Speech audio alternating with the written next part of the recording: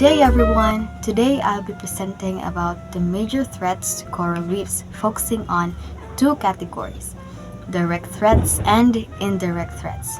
Both of these play a big role in the decline of coral reefs worldwide, but they operate in different ways. Direct threats are the pressures that immediately damage reefs, such as destructive fishing and pollution, while indirect threats are global changes like ocean acidification that disrupt reef processes in the long run. Now let's start with the indirect threats.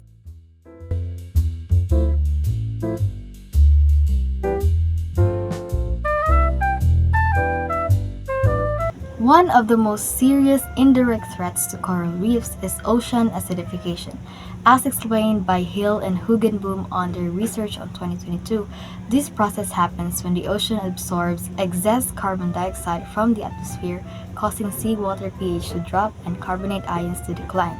Coral depend on carbonate ions to build their skeletons, so when these ions decrease, their ability to grow and maintain strong structures becomes compromised. But the real danger of ocean acidification comes from its indirect effects on ecological interactions. For example, one of the hardest hit groups are fructose coralline algae, or also known as CCA.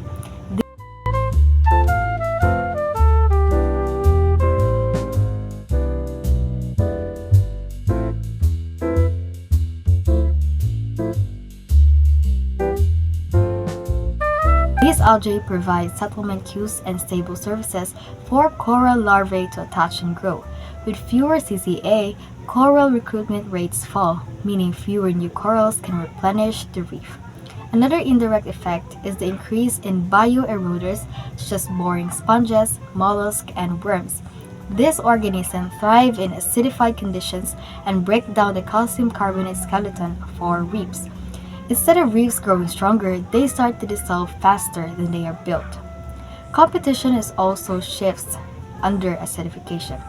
Soft corals and macroalgae, which are less dependent on calcification, often outcompete hard corals in acidified waters. This can lead to phase shift where coral-dominated ecosystems become dominated by algae, lowering biodiversity.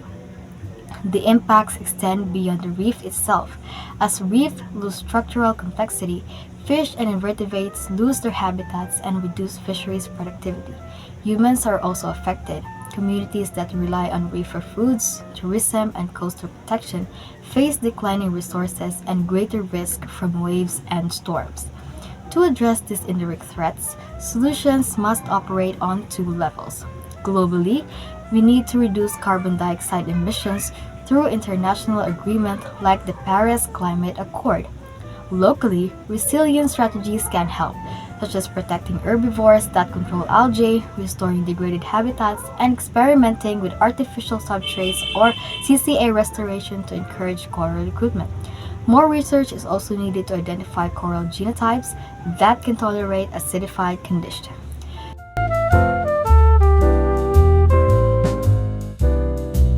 So in summary, ocean acidification does not usually kill corals outright, but it changes the rules of the game by weakening reef processes and ecological interactions, which leads to long-term collapse if not addressed.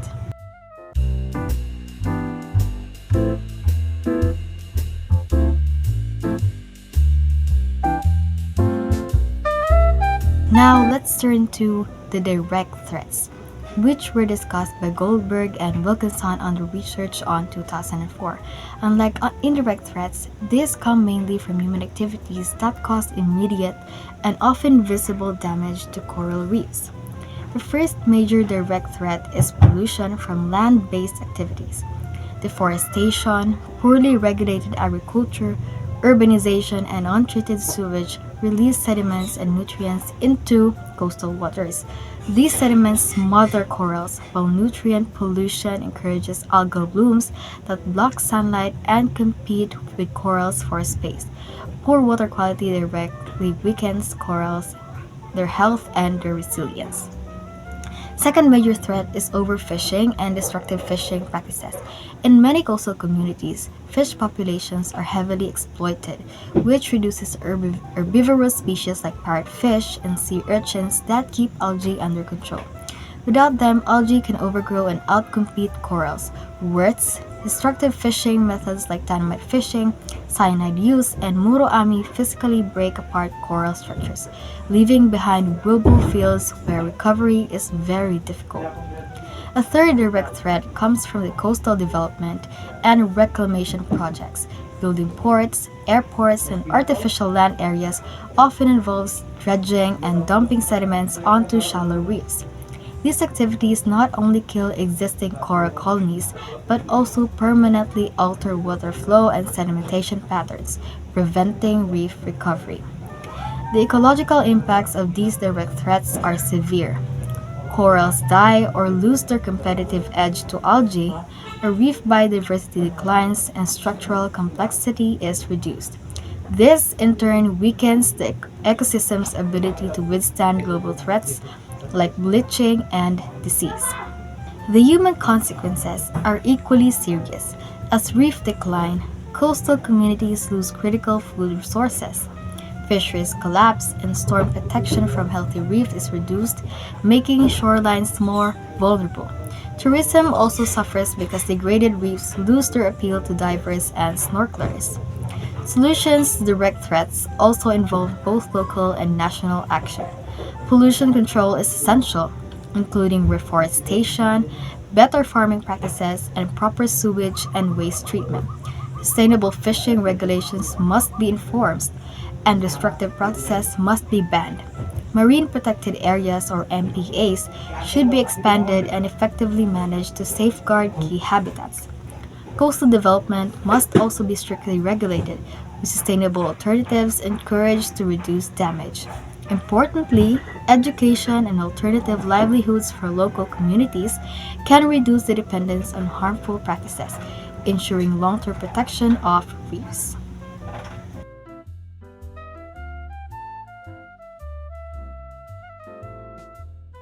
In summary, direct threats are largely preventable because they are caused by human activities. By changing policies, enforcing regulations, and engaging communities, we can significantly reduce these pressures and give reefs a chance to recover.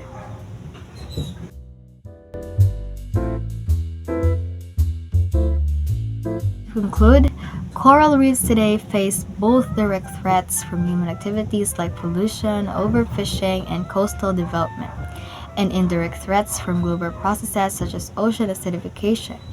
The direct threats cause immediate damage, while the indirect ones weakens the ecological foundations of reefs over time. Both are equally dangerous, but they interact and compound one another. If we want coral reefs to survive into the future, we need to act at both levels. Globally, by cutting carbon emissions, and locally, by reducing human pressures through sustainable management and protection efforts. Coral reefs are not only beautiful ecosystems, but also vital resources for millions of people around the world. Protecting them is not just an environmental issue, it's a social, economic, and cultural necessity.